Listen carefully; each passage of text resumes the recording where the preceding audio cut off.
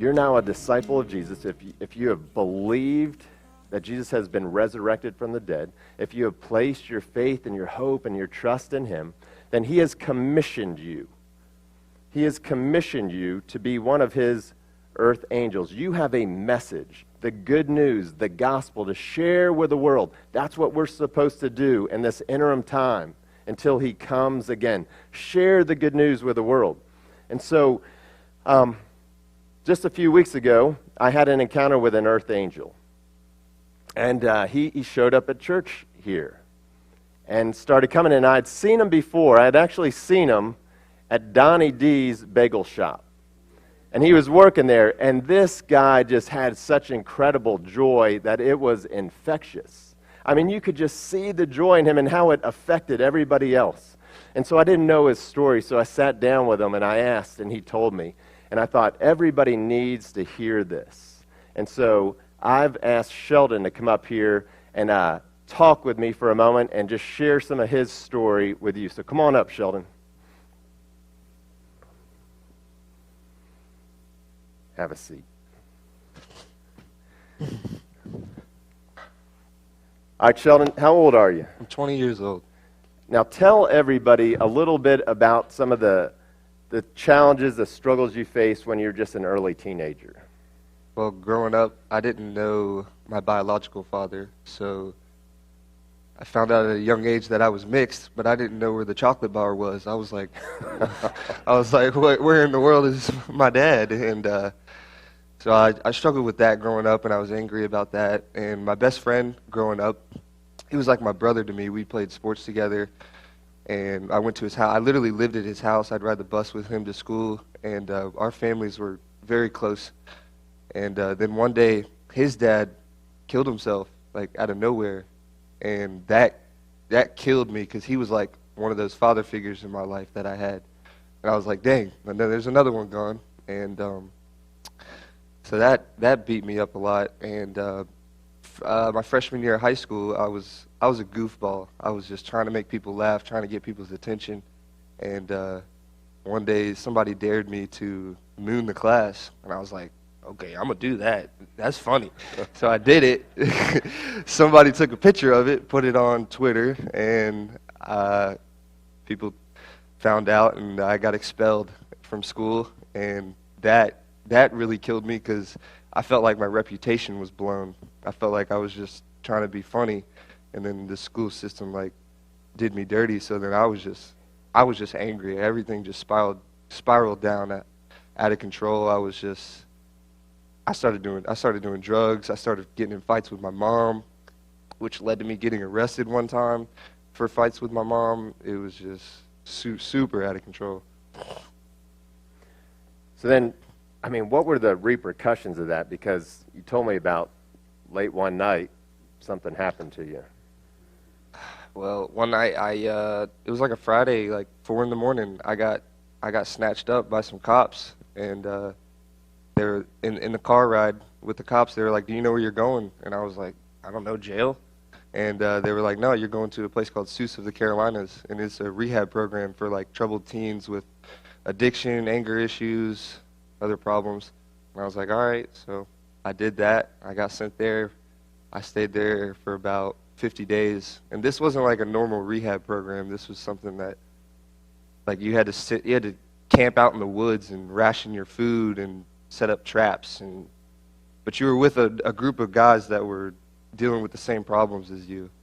And after that, I graduated from that program. And while I was there, they told me that I wouldn't be going back to Atlanta because my family didn't want me jumping back into the same scene that I was doing back when I was there. So I got sent here to Buchanan because my grandparents retired up here, and so I went to James River as a junior, and then it's a lot like Atlanta, right?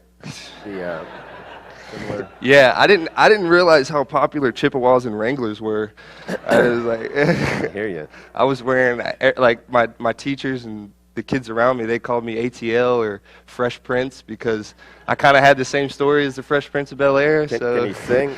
Huh? Can you sing? No, nor rap, right. nor dance. I wish. There's redemption. Yeah. So tell us, how was high school when you came up here? How were you feeling? Were you just satisfied, excited? Oh, I was scared. I hated it. I couldn't stand it. I went from a 6A school to a 2A school, and I think I was more worried about being judged because I didn't know what this area was like, and I knew that I was very different, like just with the way I dress and act and stuff. But everybody was so loving, and like everybody was so like nice to me. Like I never got bullied or anything. Nobody gave me crap. Like people at James River were super accepting of me. I made so many close friends at River, more than I ever did at in Atlanta and my other high school. So I was just super thankful to meet all them. Like when they say Virginia is for lovers, I really see that. Like it's not just some corny thing. Like y'all are lovers. So after high school? I graduated, and I was still set on going back to Atlanta because I still didn't want to be here.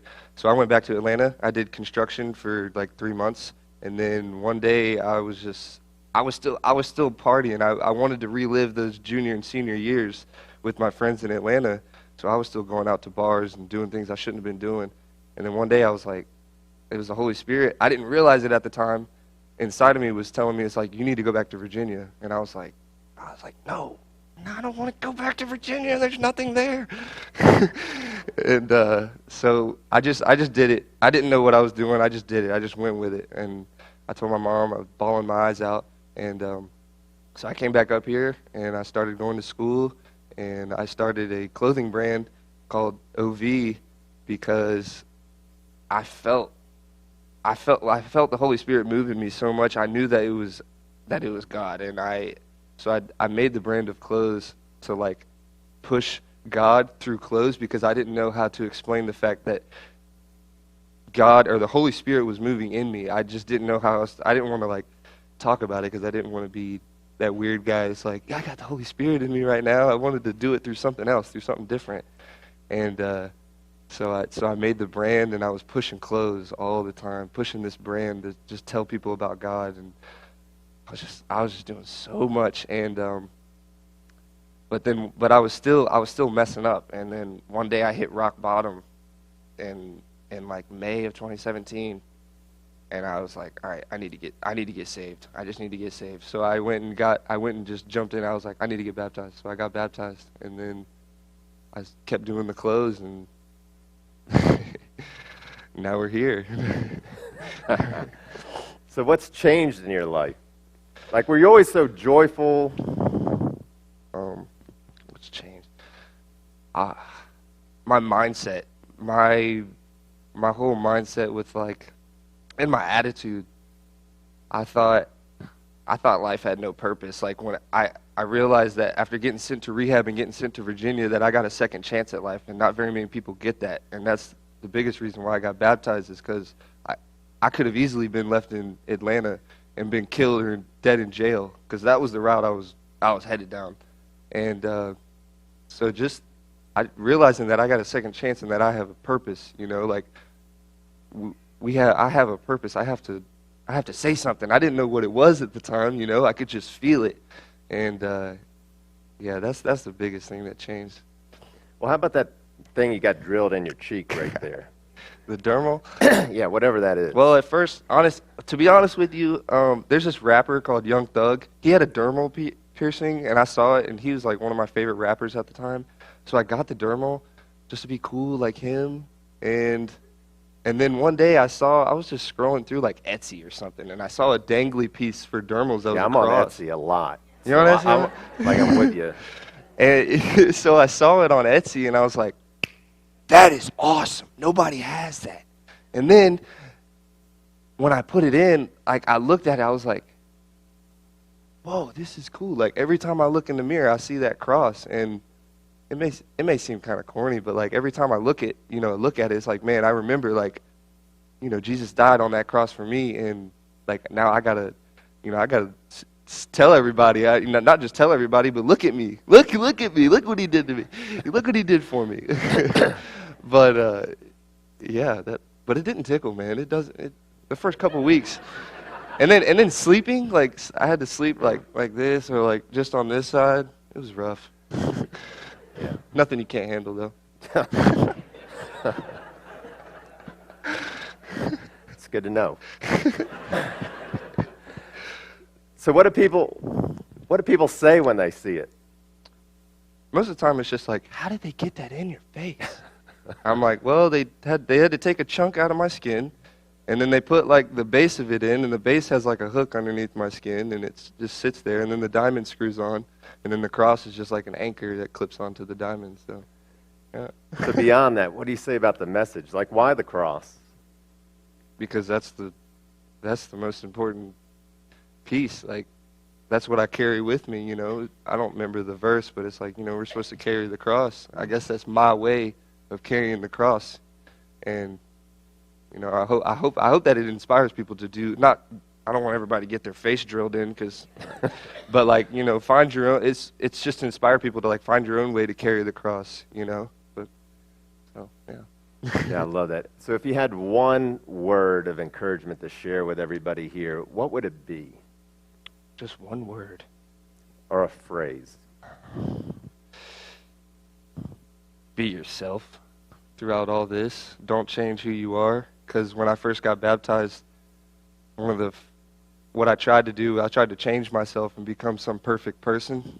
And I realized, not quickly, but I realized eventually that like, I'm still me. I'm still going to mess up. Because like when I first got baptized, I was trying to check off all these boxes and see how many days I can go without sinning, but how'd that go? About a week. About a week, yeah. I was about a week longer than I made it, I can tell you. But yeah, so I just remember, you know, to be myself. Like I found myself still messing up after I got baptized, and that really, it discouraged me because I thought I was going to be done. I was like, man, I got baptized, this is it. But it's just the beginning. You're just getting started, man. That's right. Well, I had the privilege of hanging out with him all weekend at Man Camp, and if you're not inspired right now, just spend some time. Like set up a lunch or just a time to hang out with Sheldon. And I got to tell you, like he's the picture, or he's a picture at least, of what it means to be transformed. Like this is the power of the resurrection. And it wasn't that somebody came and gave him a tract or necessarily laid out the gospel in some super articulate way. Like the Holy Spirit was working in his life, and he recognized it, and it changed everything. It changed everything, and he went truly from death to life. And I believe that's the message for us. You know, that's the hope. That's what it means to be an earth angel. This dude's an earth angel. Like when you see him, he lights up the room. He lights up the room, and people are asking him, and they're like, dude, why are you so happy? Like, where does this joy come from? I mean, he changes environments when he walks in, and he's got this opportunity to just share the hope that he has in Jesus Christ, and clearly he's not ashamed, right? He is not embarrassed, and he uses things, even worldly things that, I mean, you think that's cool, but things like a cross drilled into your face, you know, and it's just for him, it's a reminder of the life and the hope that we have in Jesus Christ, the sacrifice that God has made for him and for us. But it's also a talking point. I mean, people want to know, and I don't think they care necessarily so much about, so how's that work? You know, I think they're saying, why the cross? Why the cross? And I just admire you so much. I am so proud of you. I love, too, how he's just open and he's honest, right? Like, he's not perfect. I mean, he's striving. He doesn't want to do that. We were talking about when you mess up, there's remorse. There's regret.